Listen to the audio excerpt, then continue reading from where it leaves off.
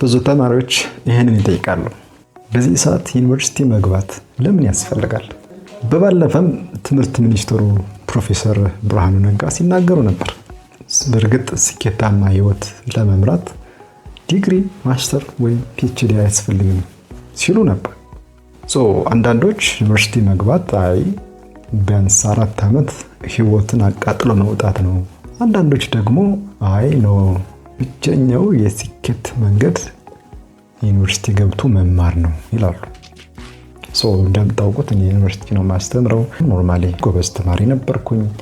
በተለያየ ሰዓት ብዙ ጸጸቶችን አስተናግጃለሁ። ግን ደግሞ እንኳንም ዩኒቨርሲቲ ገባሁ ብዬ እንድል የሚያስችሉኝ በጣም በቂ ምክንያቶችም አሉኝ። በዚህ ቪዲዮ ዩኒቨርሲቲ መግባት በተለይ ለኢትዮጵያውያን የሚያስፈልገን ለምንድን እንደሆነ እናያለን። በመጨረሻም ዩኒቨርሲቲ መግባት ላያስፈልጋችሁ ይችላል ብዬ የምላችሁ የትኞቹ ናችሁ የሚለውንም በደንብ እናወራበታለን። እንዲሁ ለምሳሌ በእኛ ሀገር እንደምታውቁት ብዙ ሰዎች ተምረዋል። ዲግሪ ያላቸው፣ ማስተር አላቸው፣ ፒኤችዲ ወይም 3ኛ ዲግሪ የሚባል አላቸው። ግን አፍተር ኦል ትምህርት ብዙ ጊዜ የምንለካው በእኛ ሀገር ባለን የኑሮ ስኬት ነው። ሰው የሚበላው የሚጠጣው የሚኖርበት ቤት መስራት ሳይችል የሚቀይረው ልብስ ሳይኖረው መማሩ ምን ይጠቅማል እንላለን። እንደ ብቻ አይደለም፣ በተግባቦት በኮሚኒኬሽን ስታዋቸው ትምህርት እየጨመሩ በሄዱ ቁጥር ከሰዎች ጋር ያላቸው ግንኙነት፣ ለሀገር ያላቸው አመለካከት እየወረደ ሆኖ ስታገኟቸው ምን ይሰራልኛል? ጉቦ ለመቀበል ለመዝረፍ ፒኤችዲ ያስፈልጋል፣ ማስተር ያስፈልጋል ልትሉ ትችላላችሁ።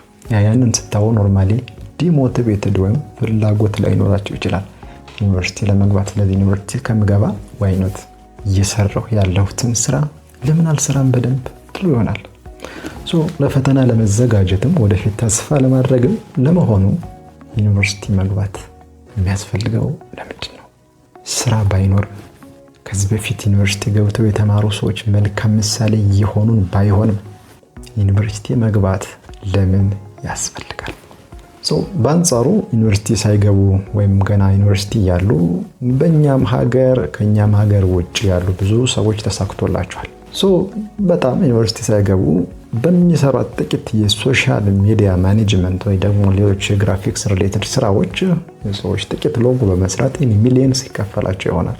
ዩኒቨርሲቲ መግባት ሰው በህይወቱ ተሳክቶሎት እንዲኖር ሊያደርገው የሚችልም ሊሆንም አይሆንም ይችላል። ያልገቡም ይሳካላቸዋል፣ የገቡም በትክክል ከተጠቀሙበት ይሳካላቸዋል። ወደ ሌላ ሀገር ስንሄድ ለምሳሌ የፌስቡክ ፈጣሪው ማርክ ዙከርበርግ ዩኒቨርሲቲ የተገባ በኋላ እየተማረበት ያለው ዲፓርትመንት ላይ በተሰጠው አሳይመንት የሰራ ጥቂትዬ ፕሮግራም ነች ዛሬ ፌስቡክ ሆኖ አድጎ ትምህርቱንም ሳይጨርስ በዛ ምክንያት ወጥቶ ኖርማሊ ዛሬ በኋላ ግን ጨርሶታል። ስኬታማ ከሆነ በኋላ ትምህርቱን ተመልሶ ሄዶ ጨርሶታል። ብዙ ዩቲዩበሮች፣ ተጽዕኖ ፈጣሪዎች ብታዩ ትምህርታቸው ላይ እምብዛም የሆኑ ናቸው። አንዳንዶች የድፍረት ስጦታ አላቸው። ምን የሚሉት ነገር ሰው ያስቀይማል አያስቀይምም የሚል ነገር አያስቡም። ኖርማሊ ያወራሉ። ሰው ያን ይፈልጋል፣ ይሳካላቸዋል፣ ኢንፍሉዌንሰር ይሆናሉ። አንዳንዶቹ ደግሞ በራሴ መንገድ ብማር በራሴ መንገድ ራሴን የሆነች ነገር ላይ ባሰለጥነው ዓለም ላይ ተጽዕኖ ልፈጥር የሚችልበትን ክህሎት ልገነባ እችላለሁ ብለው የሚያስቡ አሉ። ዩኒቨርሲቲ መግባት ዛትማች ዲተርሚናንት ላይሆን ይችላል። ግን ደግሞ ዩኒቨርሲቲ መግባት እንዴት አስፈላጊ ሊሆን እንደሚችል በተለይ ለኢትዮጵያውያን ስናይ የመጀመሪያው ዩኒቨርሲቲ ስትራክቸርድ የሆነ እውቀት እንድትይዙ የሚያስችል ቦታ ይሰጣችኋል። ምን ማለት መሰላችሁ? ብዙ ጊዜ ለምሳሌ እስከ 12ኛ ክፍል የተማራችሁ ትምህርት አለ። ኦልሬዲ ሰብጀክት ነው፣ ወደ ሙያ አልተቀየረም። ሜቢ ሊሆን የሚችለው ነገር ቲቶሪያል ልትሰጡ ትችላላችሁ በዛ ሳብጀክት። ለምን አገልግሎት ሊውል እንደሚችል ግን እስካሁን አላወቃችሁትም። ፓይታጎረስ ተርም ተምራችሁ ትሪጎኖሜትሪክ ወይ ደግሞ ቴርሞዳይናሚክስ ወይም ደግሞ ሰፕላይ ዲማንድ ምናምን ያላችሁ ስለሆነ ሂስትሪ ስትማሩ ኖራችሁ ብዙ ፎርሙላ ብዙ ቲዮሪ ሸመደዳችሁ። ግን የት ላይ ነው ሪሊ ይሄ ነገር አገልግሎት ላይ የሚውል የሚለው ነገር ላይ ገና አልተማራችሁ። ዩኒቨርሲቲ ስትገቡ ምን ይሆናል? ሙያዎች ነው የምታገኘው። አሁን ትምህርት አይነት ስትማሩ ነበር። አሁን ዩኒቨርሲቲ ስትገቡ ምን ይሆናል? ሙያዎች ናቸው እንደ ትምህርት አይነት እንደ ክፍል ከፋፈለው የምታዋቸው ማለት ነው። ለምሳሌ ኢንጂነሪንግ መግባት የሚፈልግ ሰው በህይወት ዘመኑ ኢንጂነር መባል የሚፈልግ ሰው ሊሆን ይችላል። ስለዚህ እዛ ውስጥ ለምሳሌ ሲቪል ኢንጂነሪንግ የሚባል አለ፣ ኮምፒውተር ኢንጂነሪንግ የሚባል አለ፣ ሶፍትዌር ኢንጂነሪንግ የሚባል አለ። ወይ ደግሞ ጤና መግባት የሚፈልግ ሰው ነርሲንግ የሚባል ኤችኦ ሄልዝ ኦፊሰር፣ ሜዲሲን ጀስት ላይክ ዛት። ወይ ህግ መግባት የሚፈልግ ሊኖር ይችላል። ሳይኮሎጂስት መሆን የሚፈልግ ብዙ ሰው፣ የግብርና ባለሙያ መሆን የሚፈልግ እነዛ እስካሁን የተማራችኋቸውን የትምህርት አይነቶች ሙያ ሊሆኑ የሚችሉበት ቦታ ዩኒቨርሲቲ ነው። በቃ ስለዚህ እዛ ጋር ከሪክለም የሚባል ነገር አለ፣ የትምህርት ስርዓት። ስለዚህ አንድ ሰው የዚህ ባለሙያ መሆን ካለበት ሊማራቸው የሚገቡ ትምህርቶች የትኞቹ ናቸው? አሁን ሰብጀክት ከሚለው ነገር ተወጡና እዛ ሙያ ውስጥ እዛ ዲፓርትመንት የሚባለው ላይ ተገባችሁ በኋላ ክፍል የሚባለው ወደ ምን ይተካል? ወደ ዲፓርትመንት ውስጥ ክፍል ላይ ሰብጀክት እያላችሁ ያያችኋቸው ወደ ኮርስ ይቀየራሉ ማለት ነው። አመት ሙሉ አይደለም የምትማሩት ያን ኮርስ፣ አንድ ሴሚስተር ስንት ወር ነው? 4 ወር ብቻ። እናንተ አንድ ሳብጀክት 1 አመት ትማራላችሁ። 9ኛ ክፍል ላይ 1 አመት፣ ምሳሌ እንግሊዘኛ 1 አመት፣ ፊዚክስ ከሆነ 1 አመት፣ ሂስትሪ ከሆነ 1 አመት አይደለም እንዴ? 10ኛ ክፍልም እንደ 11ኛም 12ኛም። ዩኒቨርሲቲ ስትገቡ ግን አንድን ኮርስ ለ4 ወር ብቻ ነው የምትማሩት፣ ለአንድ ሴሚስተር። የመጀመሪያው ሰነ ትምህርት፣ ሁለተኛው ሰነ ትምህርት የሚባለውን ታውቁታላችሁ። ስለዚህ የመጀመሪያው ሰነ ትምህርት ላይ የምትማሩት ሌላ ኮርስ ነው፣ ሁለተኛው ሰነ ትምህርት ላይ ሌላ ኮርስ ነው። እንዲያ እያለ አጠቃላይ ትምህርቱን እስከጨርሱ ድረስ ከ50 በላይ ወይም ደግሞ ከዛም በታች የሆኑ ግን ከ40 ምናምን ያላነሱ የዲግሪ ተመራቂ ከሆናችሁ ከዛ ያላነሱ የተለያዩ ኮርሶች ወይም ደግሞ ሰብጀክት ብንላቸው ሊሆኑ የሚችሉ ትምህርቶችን ትማራላችሁ። እነዚህ ስትራክቸርድ ናቸው ማለት ማን የት መቼ በምን ሁኔታ ምን አይነት የተግባር ልምምድ ያደርግ፣ በምን መንገድ መማር፣ ምን አይነት ፈተና ይውጣለት ተብሎ ከሪክለም የሚባል አለ። ያ ስትራክቸርድ ማለት የተደረደረ በስነ ስርዓት እናንተን ባለሙያ ሊያደርግ በሚችል አግባብ የተዘጋጁ ትምህርቶች አሉ። ስለዚህ አእምሯችሁን በዛ መንገድ እንድታስተካክሉ የሚያደርግ ዩኒቨርሲቲ ነው። ሁለተኛው ዩኒቨርሲቲ መግባት ግድ የሚላችሁ የማይንድ ሴት ቼንጅ እንድታመጡ የሚያስችል ነው። አሁን ሰው ብዙ ነገር ሊያነብ ይችላል። በተለይ በዚህ ዘመን ኤአይ የሚባል መጥቷል። ስለዚህ ማንም ሰው እንደፈለገ የትኛውም አይነት ትምህርት ሊማር የሚችልበት ኮንዲሽን በጣም ሰፊ ነው። ኮምፒውተር ካለ፣ ስልክ ካለ ብዙ ነገር ማወቅ ይቻል ይሆናል። ግን ዩኒቨርሲቲ መግባት ቤት ሆናችሁ ማታገኙትን የአእምሮ ብቃት እንድታዳብሩ የሚረዳችሁ ደግሞ በጣም ወሳኙ ቦታ ነው። ሉክ አሁን ብዙ ትምህርቶችን ትማራላችሁ። በዛ ሙያ ሰልጥናችሁ ለመውጣት በምታደርጉት ሂደት ውስጥ በዛ ስታልፉ ጥያቄዎች ትጠይቃላችሁ። ምክንያቱም ትምህርቱ በየጊዜው እንደየመምህራችሁና እንደየትምህርቱ አሁን ዩኒቨርሲቲ ሲባልም ተጋኖ የሚታይ መንገድ መሆን የለበትም። በጣም የማይመጥኑ መምህራን ሊኖሩ ይችላሉ። ስነ ምግባራቸው የጎደላቸው ብዙ ነገር ልታዩ ትችላላችሁ። አንዳንዴ በስም ብቻ መሆን የለበትም። የእናንተን ጥረት እንዴት እንደሚጠይቅም በሌላ ጊዜ እናወራለን። ዞሮ ትጠይቃላችሁ። አሁን እኮ ይኸውላችሁ እንደ ተማሪ ሳይሆን ዩኒቨርሲቲ ስትማሩ እንደ ባለሙያ ነው የምትሆኑት። ባለሙያ ደግሞ ምንድነው ሙያው? ለምሳሌ ማህበረሰቡ ላይ አንድ የገበያ ትምህርት የተማረ ደግሞ ስለ ማርኬቲንግ ስለ ገበያ የተማረ ገበያ ዙሪያ ላይ የሚከሰቱ ችግሮች መፍትሄ ያስፈልጋቸዋል። የሱ ሐሳብ ይፈልጋል እዚህ ላይ። ስለዚህ እንደዚህ አይነት ችግሮችን እንዲፈታ ማሰብ ይጀምራል። አእምሮ ማሰብ ይጀምራል። እኔ እኮ እንደ ትልቅ ሰው ነኝ፣ ከዚህ በኋላ ተማሪ ብቻ ተብዬ ምቀር አይደለሁም የማለቱ ሐሳብ ይመጣለታል። ይለወጣል በዛው ልክ ማለት ነው። ስለዚህ ይሄ ችግሮችን የመፍታት ብቃት የምታዳብሩበት፣ ማንም ሳይረብሻችሁ በጣም ነፃነት ተሰምቷችሁ እንደ ትልቅ ሰው ራሳችሁንም አይታችሁ ለሚያጋጥሙ ማህበራዊ ችግሮች መፍትሄ እንድታዘጋጁ የምትሆኑበት ብቸኛው ቦታ ዩኒቨርሲቲ ነው። ሶስተኛው ኤክስፖዠር ነው ወይም ደግሞ ተጋላጭነት ወይም ብዙ ሰዎችን የምታገኙበት ቦታ ነው ሲባል ሰምታችሁ ሊሆን ይችላል። ለምሳሌ ዩኒቨርሲቲ ማለት ትንሿ ኢትዮጵያ የሚባል ስያሜ አለው። ኖርማሊ ትንሿ ኢትዮጵያ ማለት ምን ማለት ነው? ከተለያየ ክልል ከአማራ ክልል፣ ከኦሮሚያ፣ ከትግራይ፣ ከሲዳማ ከብዙ 13 14 ክልል ቢኖረን ከዛ መካከል የተሰባሰበ ብዙ ቋንቋ፣ ብዙ ሃይማኖት፣ ብዙ ማህበራዊ ልምድ ያላቸው ሰዎች ተሰባስበው የምታገኙበት ቦታ ነው ዩኒቨርሲቲ። እንዴት ነው ኮሚኒኬት የምናደርገው ከነዚህ ሰዎች ጋር? ጓደኞቻችሁ ላይ ሊሆኑ ይችላሉ፣ አንድ ክፍል የምትማሩ ክላስሜቶቻችሁ ሊሆኑ ይችላሉ፣ አንድ ዶርም ውስጥ አብሯችሁ የሚሆኑ ሊሆኑ ይችላሉ። ከነዚህ ጋር ኮሚኒኬት ማድረግ አለባችሁ። ክፍላችሁ ማኔጅ መደረግ አለበት። መቼ ነው መማር ያለብን? መቼ ነው እረፍት መሆን ያለበት? ሜካፕ ቲቶሪያል መቼ እንጠራ? እንዲህ አይነት ነገሮችን ለማዘጋጀት የግድ ኮሚኒኬት ማድረግ አለባችሁ። መዝናናት ትፈልጋላችሁ፣ ኤኒዌይ ብዙ ሰዎችን የምታውቁበት ቦታ ነው ይሄ። ከለመዳችኋቸው ሰዎች በተሻለ ከሰዎች ጋር እንዴት አብሮ መኖር እንዳለባችሁ ራሳችሁን የምታዘጋጁበት ቦታ ስለሆነ በእርግጥ ይሄ የገበያ ብትሄዱ አታገኙትም። እንግድነት ሌላ ሀገር ብትሄዱ አታገኙትም። ይህ ነው ስደት ካልሄዳችሁ በስተቀር። ስደትም ቢሆን አንድ አካባቢ፣ አንድ ቋንቋ፣ አንድ ሃይማኖት ያለበት ቦታ ልትሄዱ ትችላላችሁ። ዩኒቨርሲቲ ዛጥማች በዚህ መንገድ የሚገኝ አይደለም። ወሳኝ ቦታ ነው በዚህ መንገድ ስናየው ማለት ነው። አሁን በጣም ሲሪየስ ነው መልካም አጋጣሚዎችን በተመለከተ ማለት ነው። ሰው አሁን ትምህርት አያስፈልግም ምናምን ይላል እንጂ በውኑ ዓለም ላይ እየተከናወኑ ያሉ ነገሮች ዩኒቨርሲቲ ላይ ተምረናቸው የወጣናቸው የሆኑ ነገሮች መኖራቸውን ይጠይቃሉ የግድ። ለምሳሌ አንድ ሰው የሆነ ስራ ቢፈልግ በጣም ወሳኝ ስራ ላይ ዲግሪ ይፈልጋል። ማስተር ፒኤችዲ ሊፈልግ ይችላል። ኮሌጅም በለው ዩኒቨርሲቲ የመንግስት የግል የሚለው አይደለም ዋናው ነገር። ስለዚህ ስራም ዲግሪ የሚጠይቅ ከሆነ ሌላ ሀገርም ለምሳሌ ስኮላርሺፕ ምናምን ብትፈልጉ ዩኒቨርሲቲ ላይ መቆየታችሁን ይጠይቃል። ወይም ደግሞ እዛ የነበራችሁ ልምድ በጣም የተሻለ እድል እንድታገኙ ይረዳችኋል። በሆነ ሙያ ላይ በጣም ብቁ ሆኖ ለመቆየት ለረጅም ጊዜ ዩኒቨርሲቲ ላይ የቆያችሁ መሆናችሁ በጣም የተሻለ ሰው እንድትሆኑ የሚያግዛችሁ ነው። ለምሳሌ አንድ የጤና ባለሙያ በራሱ ባለሙያ መሆን አይችልም አይደለም፣ የግድ ዩኒቨርሲቲ መግባት አለበት። እርግጥ አሁን አንዳንድ ሙያዎች ዩኒቨርሲቲ መግባት የግድ የሚላቸው አሉ። ዳኛ መሆን ቢፈልግ፣ ሐኪም መሆን ቢፈልግ እንዲህ አይነት ማሰብ ላይ የሆኑ አናላይቲካል የሆኑ ነገሮች የግድ ዩኒቨርሲቲ ያስፈልጋቸዋል። ለዛ የተዘጋጁ ባለሙያዎች በምን መንገድ መማር እንዳለባቸው የተዘጋጀ ከሪክለም ስላለ የግድ መግባት የሚጠይቁ ናቸው።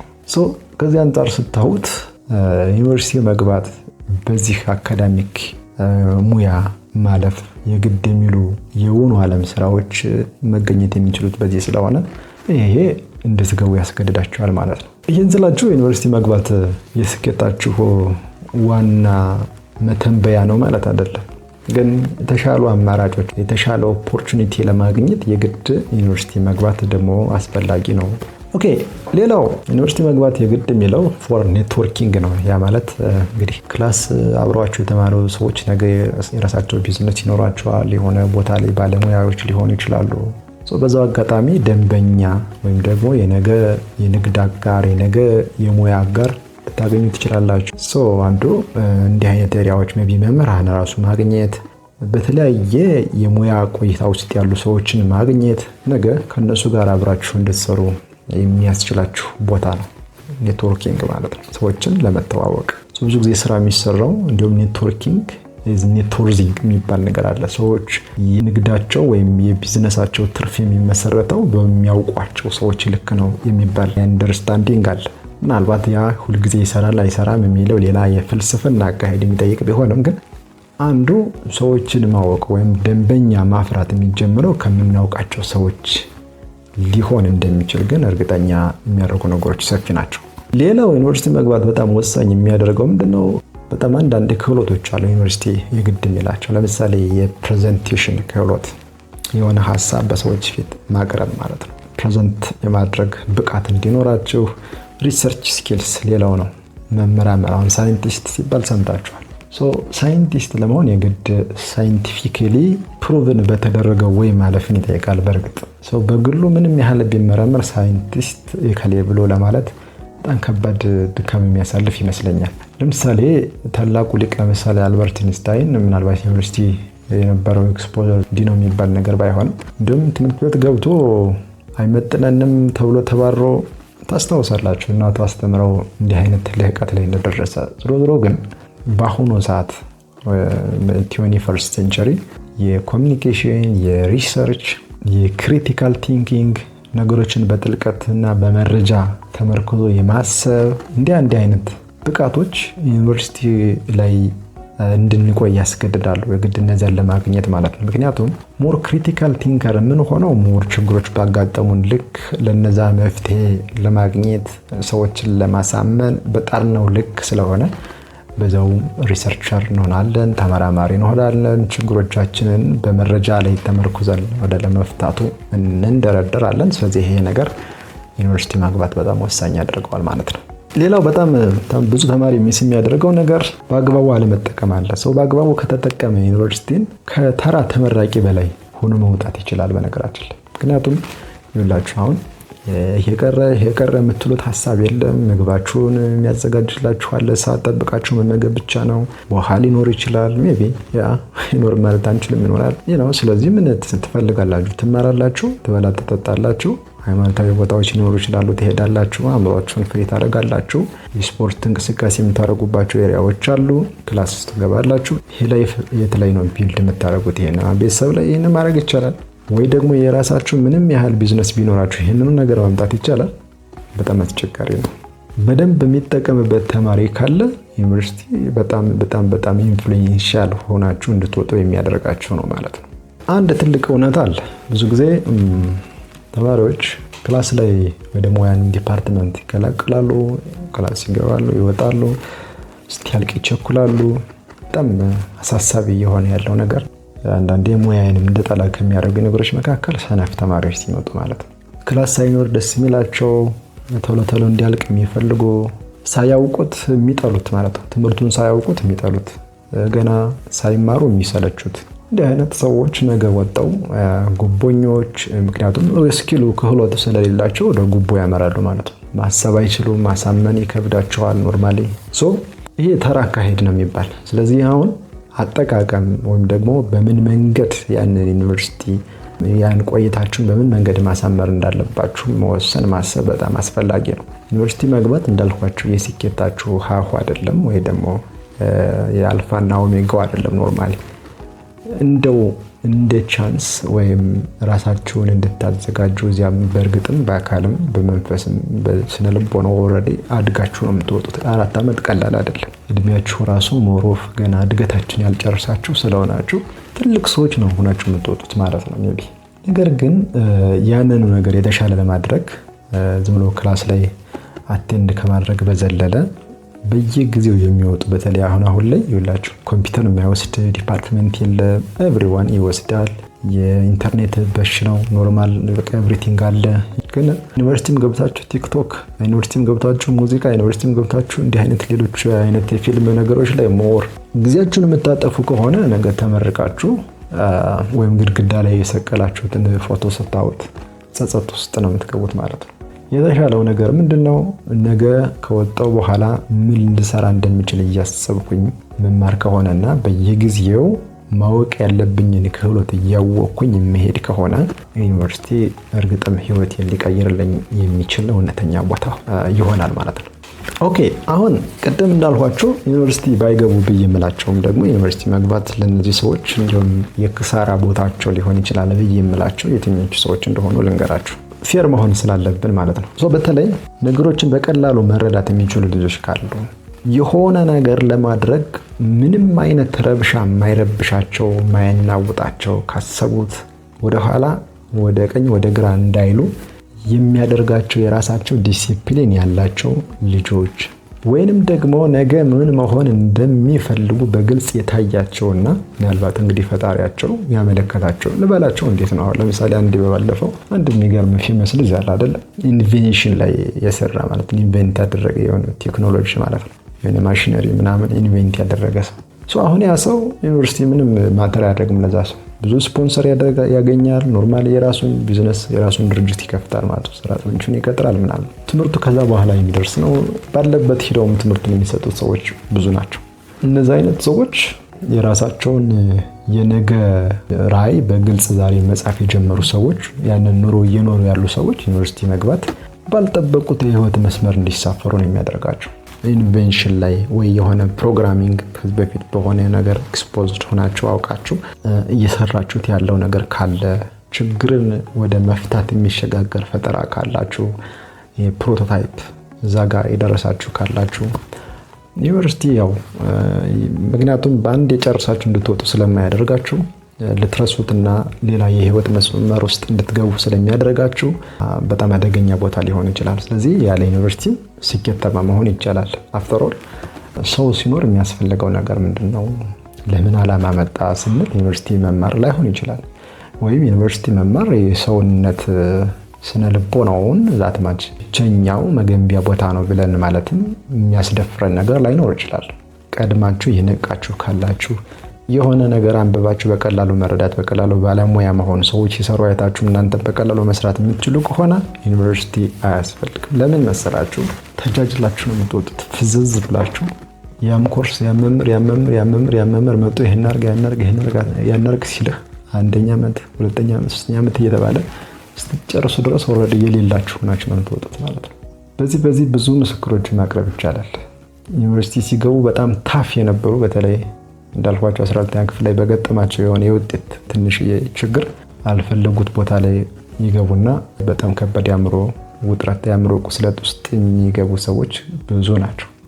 ቤተሰቦቻችሁ አቅማቸው ደህና ተሆነ የሰራችሁት ያለው ነገር ብዙ ስፖንሰር ብዙ ድጋፍ የሚያስገኝላችሁ ከሆነ ስፖርትም ሊሆን ይችላል ፎር ዛት ማተር ዞሮ እኔ በቃ ህይወቴን ሊያኖር ይችላል ብላችሁ የምታስቡት መሬት ካላችሁ በጣም ጎበዝ ገበሬዎች ከሆናችሁ የሆነ እየሰራችሁት ያለው ነገር ካለ ዩኒቨርሲቲ ባትገቡ ነው የምመክራችሁ።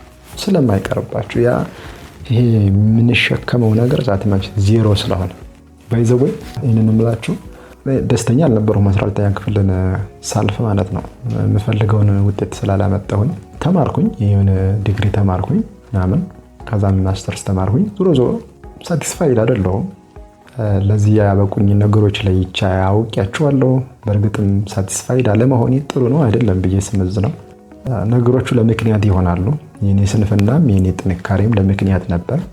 እንዲህ ብዬ ላልመክራችሁ እችላለሁ። ከዚህ የተለየ ቦታ ሆኜ ቢሆን አእምሮ ማሰብ ስለማይችል ማለት ነው። በማየው ነገር ላይ ስለሚዘጋ ሌላው ሐሳቤ ያ ግን የመጀመሪያ ዲግሪ ፎቶግራፊን ቀድጄዋለሁ። ለመጀመሪያ ቀድጄዋለሁ። በቃ ሳይው ኖ እኔ በዛ መገለጽ አይገባኝም ብዬ ቀድጄዋለሁ። ታምኑ ባታምኑ እና ምንላችሁ ነው ዩኒቨርሲቲ መግባት ህይወታችሁን እንድትመርጡት አያደርጋችሁ ወይም የመረጣችሁትን ፐርሰናሊቲ እንድትገነቡ አያደርጋችሁ።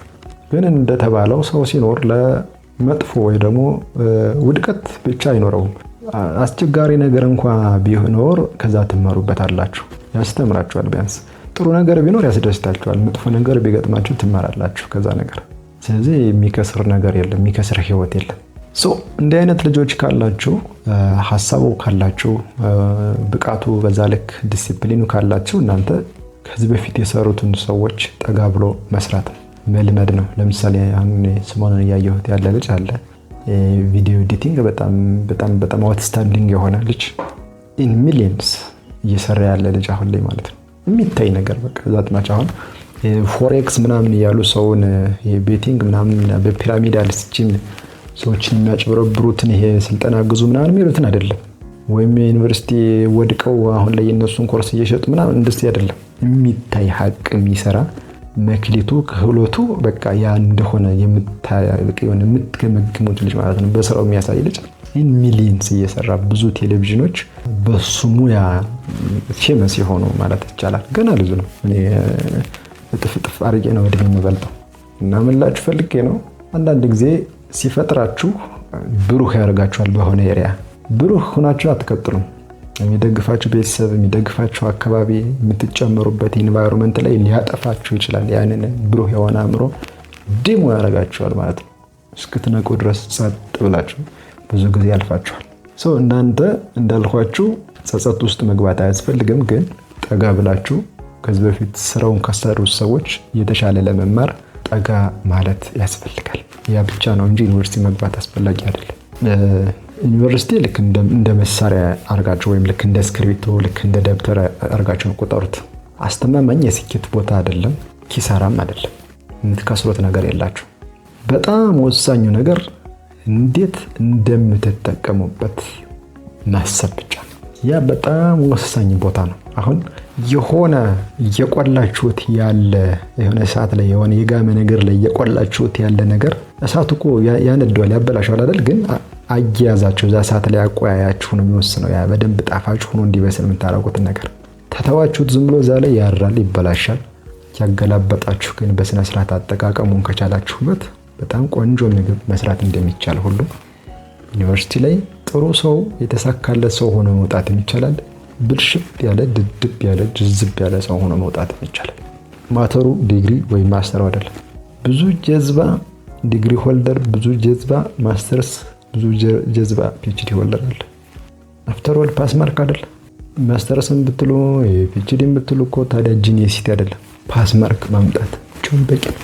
አሁን ምናልባት ለ12ኛ ክፍል ፈተና የተዘጋጃችሁ ያላችሁ ልትሆኑ ትችላላችሁ። ወይም ዩኒቨርሲቲ ልግባ እያላችሁ ወይም ወደፊት መግባት አለብኝ የለብኝም እያላችሁ የምትወዛገቡ ተማሪዎች ልጆች ልትሆኑ ትችላላችሁ። ወጣቶች ወስኑ።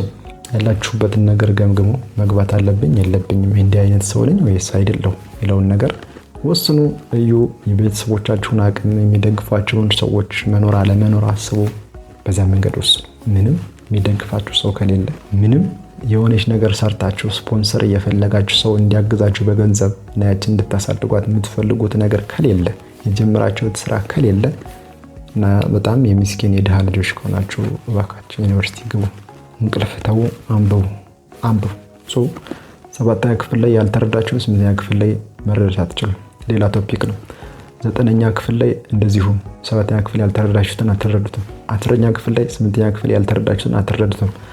11ኛ ክፍል ላይ 9ኛ ክፍል ላይ ያለፋችሁን አትረዱትም። 12ኛ ክፍል ላይ 10ኛ ክፍል ላይ ያልተረዳችሁትን አትረዱትም። መወሰን ወይ ማቆም። በቀጣይ ሌላ ቶፒክ ላይ እንገናኛለን። እንዲህ አይነት የልብ ቶፒኮችን አታገኙም የትም ቻናል ላይ። ሰብስክራይብ አድርጉ። በቀጣይ እንገናኛለን። ሰላም።